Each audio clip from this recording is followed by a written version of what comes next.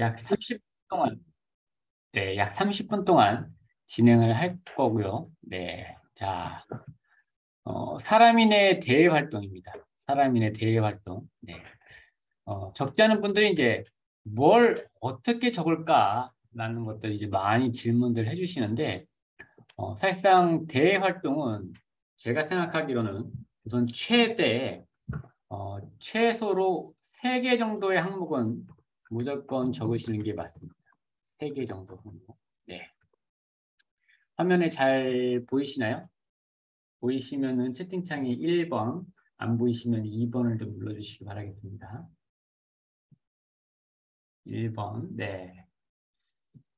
자, 3개 항목. 그러면 뭘 좀 넣으면 좋을까? 첫 번째가 대외 활동. 최종 학력에 따른 다른데, 최종 학력이 대학교이신 분들. 네.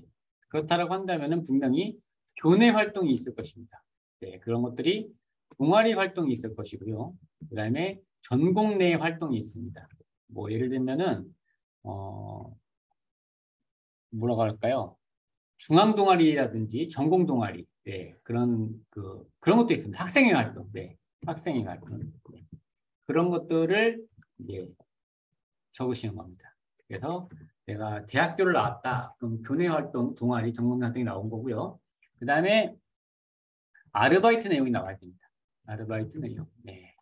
이거는 아르바이트 내용은 왜 나와야 되느냐? 이 내용인즉슨 뭐냐면 사회생활을 했냐 안 했냐가 있는 사회생활. 네. 사회생활 했냐 안 했냐. 네. 이것들을 의미하면서 곧 사회생활, 아르바이트 내용에 대한 기간이 또 주는 의미가 남다릅니다. 기간이 죄송합니다. 카톡이 와가지고 자 잠금 설정을 해놓겠다 하겠습니다. 네. 자 기간이 좀 오래되었다. 기간이 오래된. 그러면은 뭐가 느껴집니까? 성실성을 인정을 받을 수가 있는 거죠. 네. 아르바이트 내용.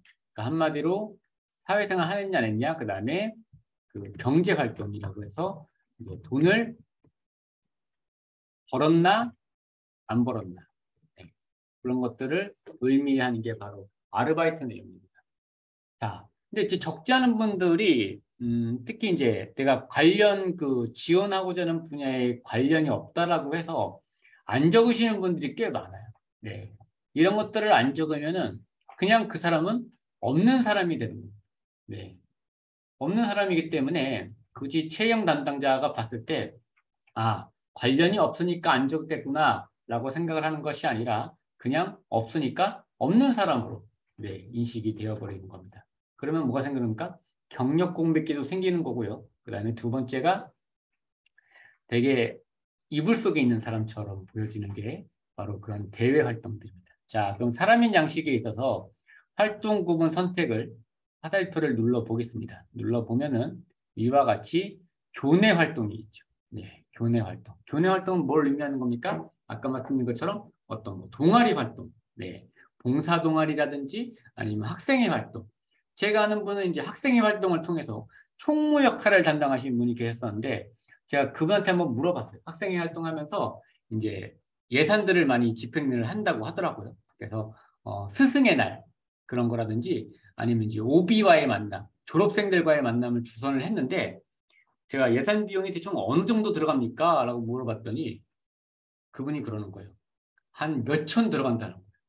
많게는 1억도 들어간다. 네, 그렇게 얘기를 하고 있었습니다. 자, 그러면 그런 교내 활동에 어떤 스승의 날, 행사, 준비, 네, 그렇게 타이틀을 잡았으면은 여기서 이제 엔터를 치면 그 다음 주 넘어갑니다. 이것들도 이제 모르시는 분이 상당히 많이 계신데 이런 식으로 해서 이제 그 교내 활동 명이라고 짓는 거죠. 그 스승의 날 행사 준비.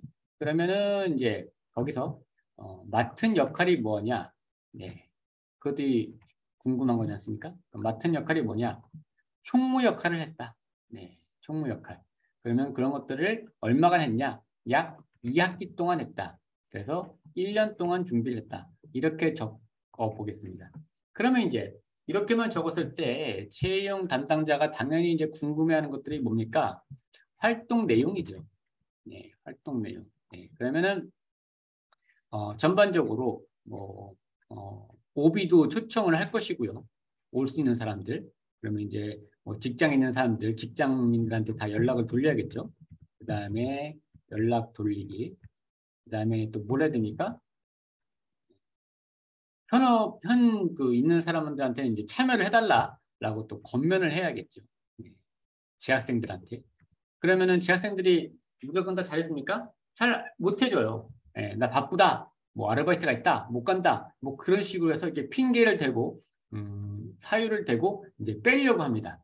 그랬을 때는 그러면 또 어떻게 됩니까? 그래 알겠습니다. 그럼 빠십시오. 그렇게 합니까? 그렇게 하진 않죠. 그렇기 때문에 그런 거에 대한 어떤 권면에 대한 내용. 그다음에 또 뭘 걷습니까? 회비를 걷어요. 보통. 네. 그렇게 해서 이런 예산을 해서 이런 것들을 집행을 한다는 내용입니다. 그래서 활동 내용 2로 이렇게 잡고 나서 그거에 대한 내용들을 상세하게 하위 카테고리에 대한 그 번호를 이렇게 적어서 적습니다. 네. 이게 바로 대외 활동. 이런 식으로 우선 교내 활동을 적지 않은 분들이 또 이제 그러면 기관이 어딥니까라고 해서 바로 그 대학교 명칭을 다 적으신 분이 계신데 그러지 마시고 그냥 기관은 교내라고 하시면 됩니다. 그죠? 네. 그리고 장소도 그냥 교내가 되는 거죠. 네. 이런 식으로 교내. 그다음에 또 많이 시간이 걸리는 것 중에 하나가 이제 활동 기간입니다. 네. 활동 기간이 많이 시간이 걸려요. 그런 활동 기간들을 생각을 해야 되기 때문에 그런 활동들 시간을 넣고 이제 적으시게 되시는 겁니다. 그렇게 해서 지금 내가 대학교 동안에 공부만 하지 않았다. 예, 그런 것들을 보여주는 지표가 바로 교내 활동입니다. 교내 활동. 네. 자, 그 다음에 이제 각자의 이제 좀 캐릭터에 맞춰서 좀 내용들이 달라지는 거죠. 나는 인턴을 중요시한다. 그럼 역시 인턴에 대한 내용을 적으시는 거죠. 보통 이제 6개월, 3개월이고 가장 여기서 인턴을 적으시면서 이제 초점을 맞추셔야 될 건 뭐냐면 정규직 전환 여부입니다. 예, 정규직 전환 여부. 정규직이 전환이 안 됐다. 그러면 정규직 전환이 안 되었다. 그러면 왜 안 된 거에 대한 사유를 명확히 잘 준비를 하셔야 됩니다. 예, 저는 이거 꼭 물어봅니다. 예, 이런 분이 계세요. 또 그리고 정규직 제의를 받았는데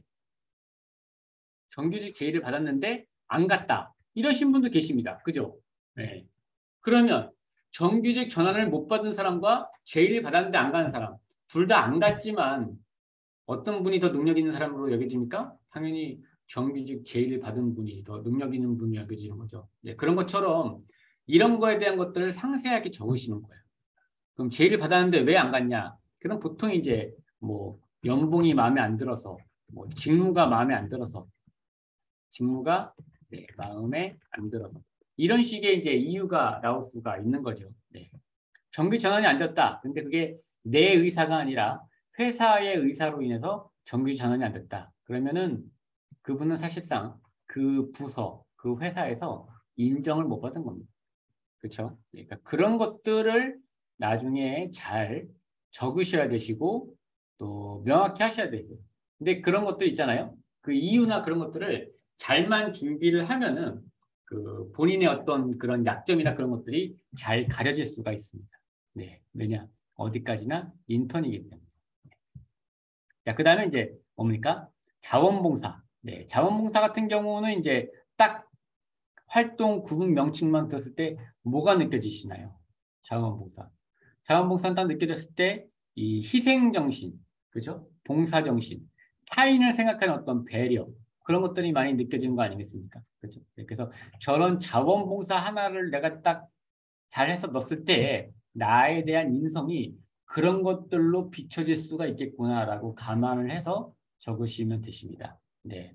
역시 자원봉사에서 제일 중요한 거는 내용과 느낀 점입니다. 그리고 어떤 사람들을 대상으로 해서 자원봉사를 했는지, 장애인을 대상으로 해서 자원봉사를 했는지, 아니면 어떤 독거노인을 자원봉사를 했는지, 아니면 어떤 또 노숙자분들을 자원봉사를 했는지, 그렇게 여러 가지 유형들이 있어요. 자원봉사의 유형에는. 네, 그래서 독거노인들을 했다. 그러면 이제 그 이유가 또 중요하죠. 궁금합니다. 시험 상담자들은. 그래서 저는 꼭 물어봐요. 왜 하필 독거노인 했냐? 그러면 이제 어떤 분은 뭐 할머니나 할아버지가 살아 계셨는데 너무 잘해주셨고 너무 좀 좋아서 이렇게 지나가는 그 어떤 관에 계시는 그런 노인분들이 꼭 우리 할머니 할아버지 같다라는 식으로 해서 그렇게 의미를 부여를 해서 자원봉사 하시는 분도 계시고요. 그다음에 장애우를 하신 분 중에는 거의 대부분이 이제 집안에 또 그런 같은 장애우가 있으신 분도 계시고요. 평소에 어떤 그런 뭐랄까요, 말회사 무슨 뭐 어떤 그 신부 있지 않습니까? 예, 그런 거에 대한 정신이 투철해서 자원봉사를 이렇게 자체를 하시는 분도 있으십니다. 그다음에 최근에는 이제 그 어떤 그런 그 노숙인 분들도 자원봉사 하시는 분을 뵀는데 어쨌든 그런 식으로 자원봉사에 대한 내용, 그다음에 느낀 점, 네, 그런 것들이 굉장히 잘 적어주시면은 또 하나의 그 간략한 자기소개가 됩니다. 자, 그다음에 이제 동아리, 네, 아까 말씀드린 것처럼 동아리도 뭐 여러 가지 동아리가 있죠. 종교 동아리도 있고 뭐 산악 동아리, 네, 산악 동아리를 통해서 내가 산악 동아리를 나왔다. 그럼 뭘 느껴지십니까? 굉장히 그 활동적인, 액티비적인 느낌이 많이 드는 거죠. 그렇죠. 네, 그래서 그런 동아리에 또 따라서도 많이 달라지고요. 전공자이신 분들은 사실상 그 학교 내에서 저 전공 중앙 동아리를 꼭 하나 드시면 좋습니다. 네, 꼭 하나 드셔가지고 전공 동아리 드신 분을 제가 보니까 거기서 이제 후배를 가르치는 선배로서 후배를 가르치는 멘토 역할을 많이 하셨더라고요. 네, 그래서 그런 것들을 꼭 적으시면은 나중에 이제 뭡니까? 그런 분들이 네, 질문이 있었는데 제가 질문을 깜빡하고 넘어갔습니다. 질문을 좀 짚고 넘어가도록 하겠습니다. 동물 관련 봉사 활동도 기재하면 좋을까요? 물론 좋습니다. 네, 동물 관련 봉사. 네, 동물 요즘에 이제 연예인들이 많이 하죠. 유기견 관련해서 유기견 센터에 가서 동물 관련 봉사를 많이 하면 좋긴 한데 역시 제일 중요한 건 그겁니다. 왜? 왜가 제일 중요합니다. 왜? 당신이 이걸 왜 했습니까? 라고 했을 때 어떤 분은 봉사 점수에 들어가니까요. 라고 하시는 분도 계시고, 개가 좋아서요. 뭐 거북이가 좋아서요. 어쨌든 그런 동물이 좋아서 하시는 분도 계시죠. 근데 이제 그거에 관련된 그런 역사적인, 시스토리적인 내용들을 잘 어필을 하시면 굉장히 뭐라 그럴까, 봉사활동이라는 그 자체만으로도 인성을 많이 볼 수가 있습니다. 우선 첫 번째로 봉사활동을 하는 사람 중에 뭐 그렇게 나쁜 사람은 없죠. 물론 이제 뭐 간혹 가다가 이제 뭐 TV나 영화 같은 데 보면 이제 사이코패스도 있긴 한데, 하긴 한데, 그런 이중적인 잣대를 가진 이중적인 면을 가지신 분도 있긴 한데 대부분이 다 봉사활동을 한다라고 하면은 그런 분들은 대부분 다 저는 기본적으로 인성을 어느 정도 50%는 깔고 들어가는 게 바로 그런 봉사활동입니다. 자, 또 아까 말씀드린 것처럼 이제 아르바이트에 대한 내용들도 네, 이거는 제가 하나의 좀 그 샘플을 좀 보여드리면서 좀 말씀을 드리도록 하겠습니다. 자, 제가 지금 샘플 워드 파일을 열었는데요. 이 워드 파일이 잘 보이시면 1번, 안 보이시면 2번을 눌러주십시오.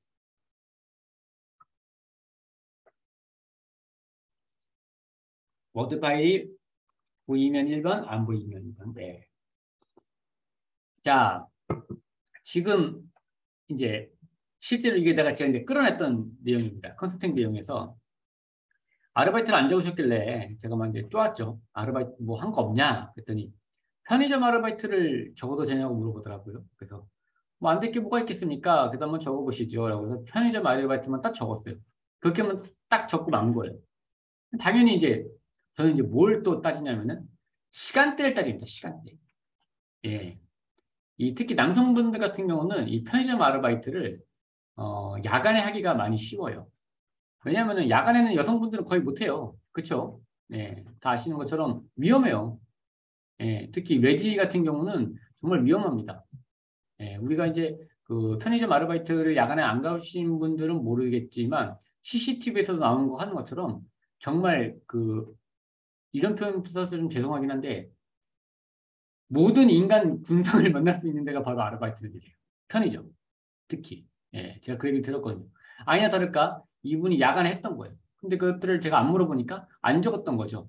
예, 그래서 몇 시부터 몇 시까지 했습니까? 했더니 10시부터 오전 9시까지 했다고 했던 겁니다. 네. 자, 또 역시 생각을 해보세요. 이런 것들도. 아르바이트가 평일이 쉬울까요? 야간이 쉬울까요? 당연히 평일이 쉽죠. 야간이 굉장히 피곤하고 힘듭니다. 그렇죠? 네. 그러면은 이런 것들을 오래 했다. 그런 것들 이런 것들도 꾸준히 했다. 그러면 성실성을 인정받을 수 있고 체력을 인정받을 수가 있습니다. 내용이 또 궁금하죠?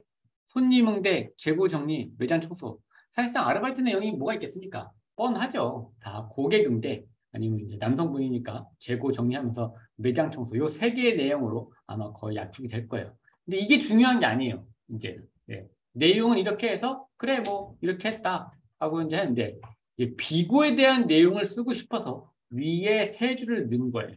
예. 의도한 바로 쓰는 겁니다. 뭐든지. 자, 비고 첫 번째. 의사소통이 불편한 사람을 진정성 있게 도와서 물건을 구매할 수 있게 도와줬다. 예. 실제 있었던 내용을 지금 적은 거예요. 의사소통이 불편한 사람을 진정성 있게 도와줬대요. 그럼 역시 뭐가 느껴집니까? 예, 그냥 사람을 그래도 귀하게 여기는구나.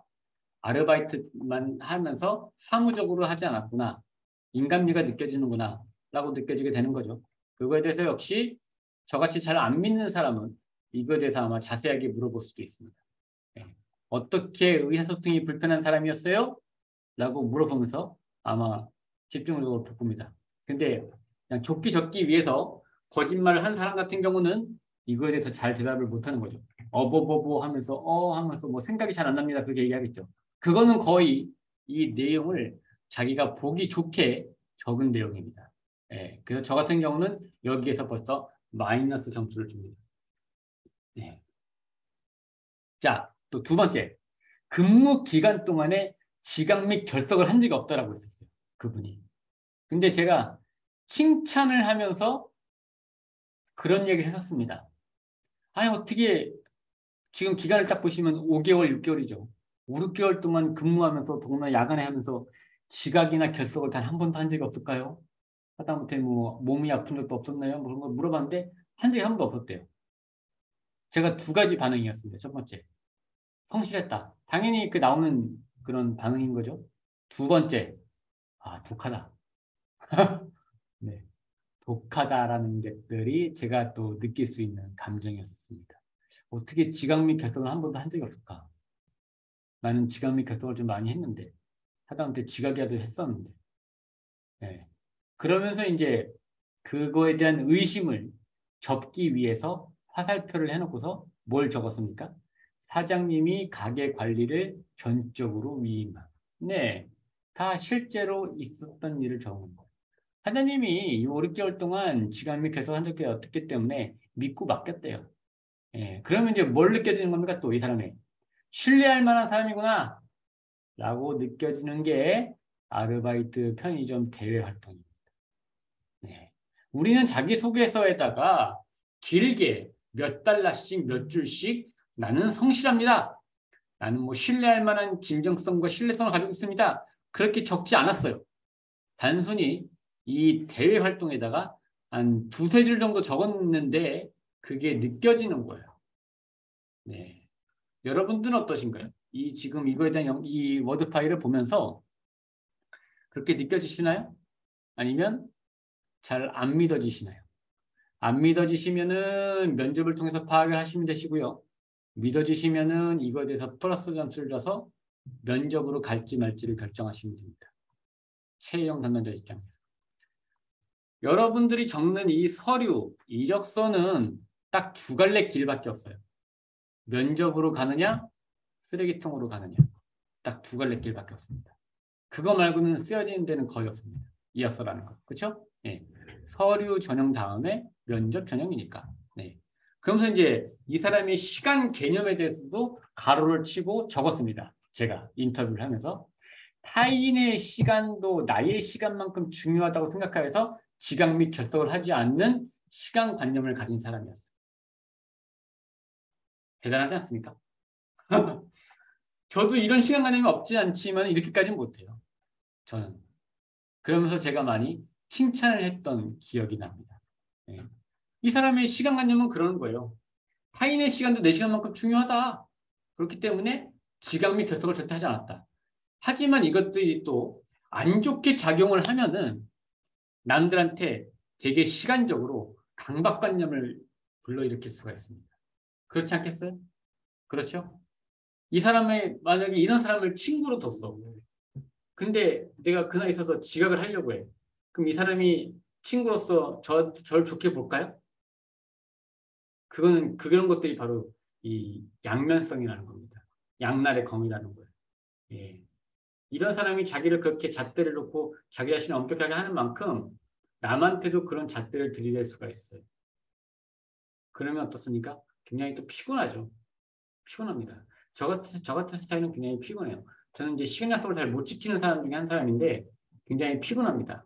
네, 그래서 이런 사람을 만나면 싸울 수가 있고요. 네, 또 이렇게 서먹서먹해질 수가 있는 게 바로 이런 시간관념입니다. 네, 이런 것들을 적으실 때는 반드시 이렇게도 생각을 할 수가 있겠구나 라고 생각을 하고 적으셔야 됩니다. 그리고 그거에 대해서 또 역시 면접에 대한 답변을 준비하셔야 됩니다. 마지막으로 세 번째, 예기치 못한 진상 손님이랑 맞붙었을 때 재빠른 판단력으로 상황 대처 경험. 실제로 있었던 일입니다. 역시 밑에 써 있죠. 실제로 자기한테 칼을 들고 왔대요. 어떤 술 취한 남자 손님이. 그래서 빠르게 대처를 하고 피하고 뭐 해가지고 경찰을 결국 불러가지고 예, 그 위기 상황을 노무했다고 합니다. 그때 그 사람 말로는 죽을 뻔했대요, 정말. 예. 그러니까 이런 식으로 이 야간 편의점이라는 것들은 이런 그 우범적인 거, 우발적인 것들이 은근히 많이 일어날 수 있는 게 바로 편의점 야간이에요. 왜냐하면 뭐 진짜 아무나 다 오잖아요. 예? 아무나 다 와가지고 술 취한 어르신도 오시고 아저씨도 오시고 예? 어디 가서 이렇게 뭐 싸우고 오다가 뭐 기분 나쁘고 온 사람도 오고 근데 마땅히 이제 화풀이할 대상이 없으니까 편의점에서 뭐 사려고 하는데 참 또 신기한 게 이 편의점 직원이 그런 사람도 그런 거 잘 느껴요. 저도 공감하는 바이지만 꼭 날 이렇게 꼭 무시하는 것 같단 말이죠. 그 편의점 직원이. 그러면 이제 어떡합니까? 이놈 봐라. 나 무시하네. 그러면서 이제 들고 있던 카드 편의점 직원한테 가는 거죠. 그럼 편의점 직원이 무슨 죄가 있습니까? 그렇게 해서 옛날에 그런 것도 이제 뉴스에 나오기도 했었죠. 그래서 예기치 못한 진상 손님이랑 맞닥뜨렸을 때 재빠른 판단력과 상황 대처 경험. 네. 이랬을 때 이제 또 뭐가 느껴집니까? 순발력이 느껴지는 거죠. 순발력이 느껴지면서 그래도 잘 대처했네. 라고 해서 또 하나의 칭찬거리가 되는 거죠. 예. 그래서 이런 식으로 우리가 지금 편의점 야간 아이들 딱 하나만 적었는데요. 비구라고 해놓고서 위에 적지 못하는 것들을 이렇게 적고 싶은 내용들을 한 2개, 3개 정도만 적으면요. 여기서도 충분히 지원자의 그런 나타내고자 하는 인성이라든지 좀 풀고자 했던 내용들을 이렇게 채용 담당자와 공감을 사서 할 수가 있습니다. 여기서도 홈런을 치는 거는 옛날에 이 이력서를 본 채용 담당자가 같이 야간 아르바이트를 했던 경험이 있어. 그러면 이 대외 활동은 끝나는 겁니다. 그냥.